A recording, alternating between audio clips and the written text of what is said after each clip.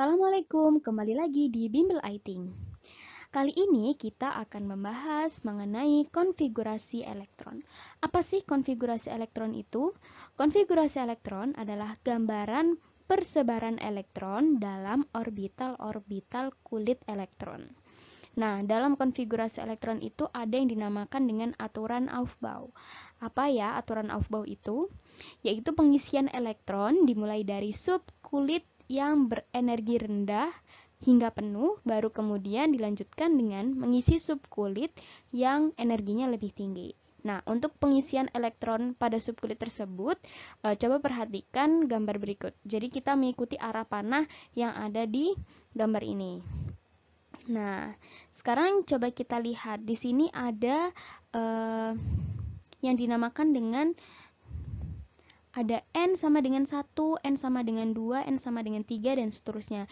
Ini menunjukkan bahwa jumlah kulitnya. Jadi dia ada di kulit yang keberapa. Di sini N sama dengan 1, artinya dia ada di kulit yang pertama. Kemudian ada di kulit yang kedua, ada di kulit yang ketiga, dan begitu seterusnya.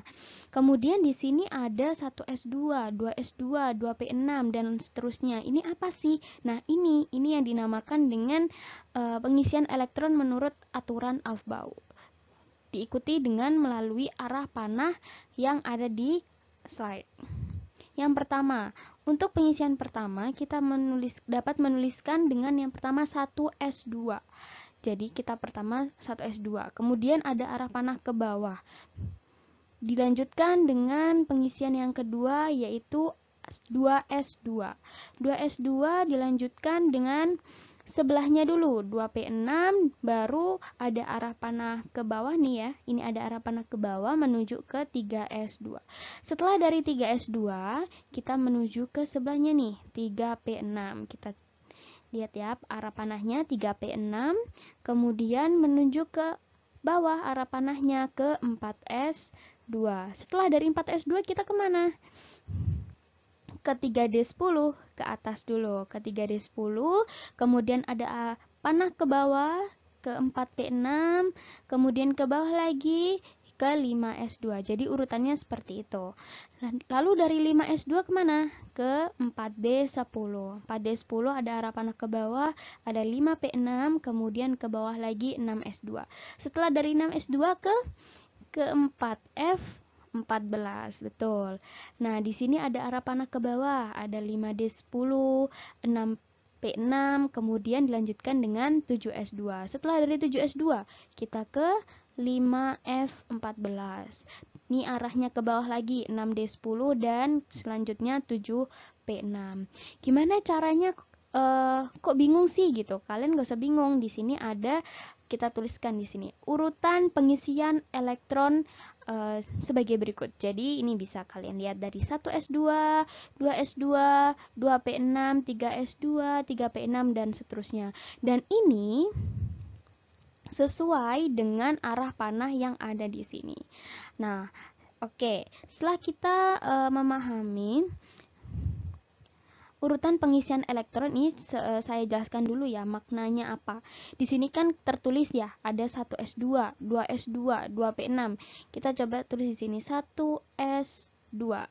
Nah, ini maknanya angka 1 di sini ini menunjukkan bahwa elektron tersebut ada di kulit yang pertama. Jadi angka 1 ini menunjukkan kulit ke berapa begitu.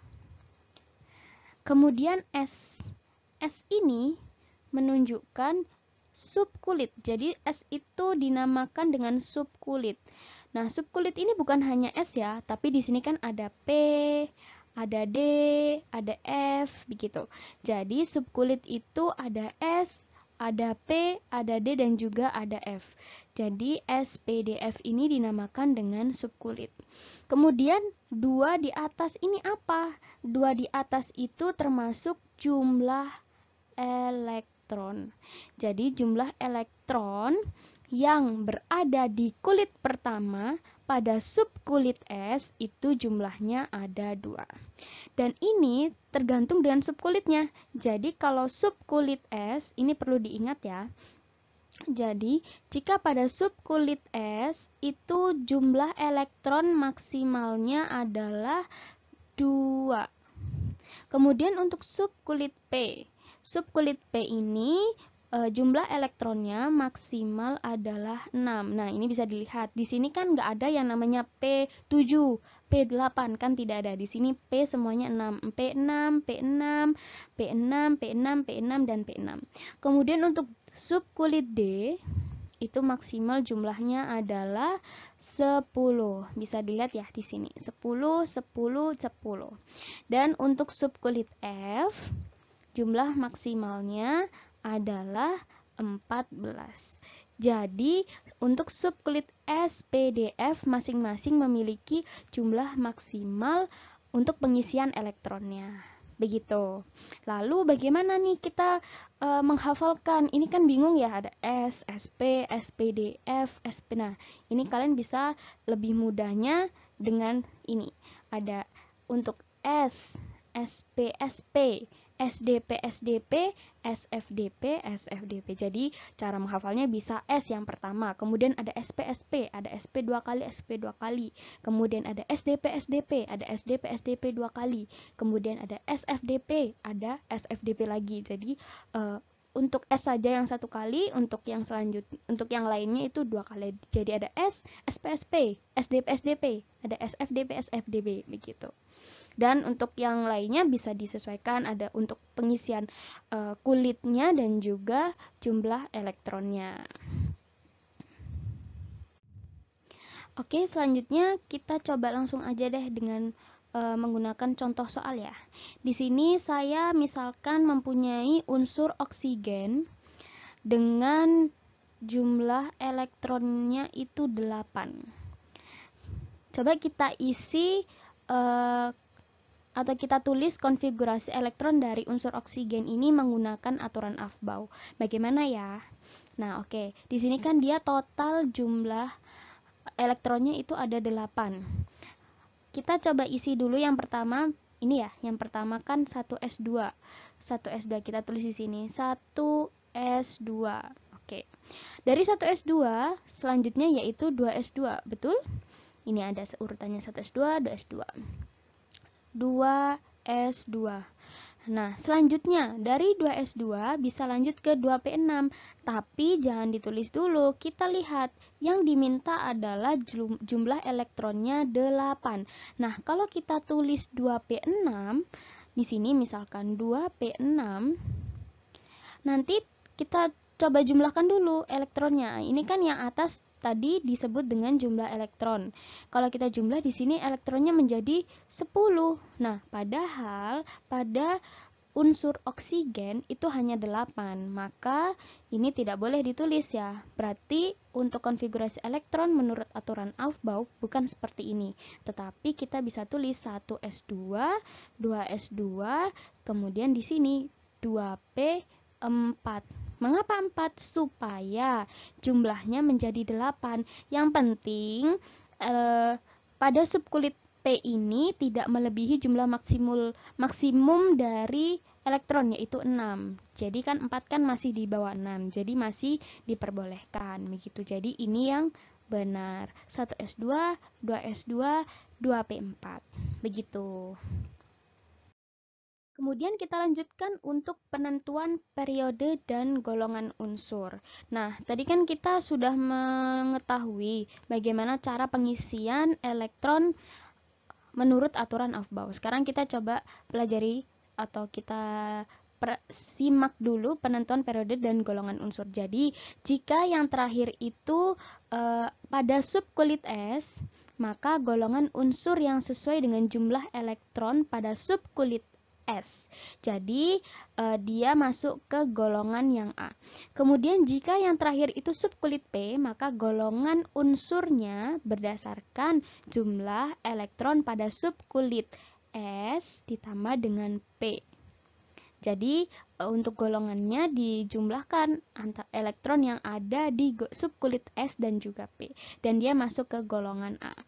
Kemudian untuk yang terakhir itu jika subkulit D, maka golongan unsurnya berdasarkan jumlah elektron pada subkulit S ditambah P dan dia termasuk ke golongan B.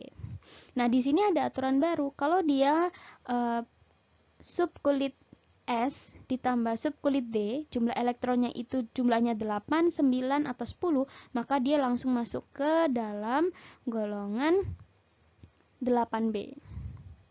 Nah, jika dia jumlah elektron yang ada di subkulit S ditambah dengan D itu 11, maka dia masuk ke golongan 1B. Dan jika jumlah elektron yang ada di subkulit S ditambah dengan D itu 12, maka dia masuk ke golongan 2B. Nah, langsung saja kita praktekkan ke dalam contoh ya. Tadi kan kita contohnya menggunakan unsur oksigen dengan jumlah elektron 8. Kita tulis lagi di sini konfigurasi elektron menurut Aufbau. 1s2, 2s2, 2p4.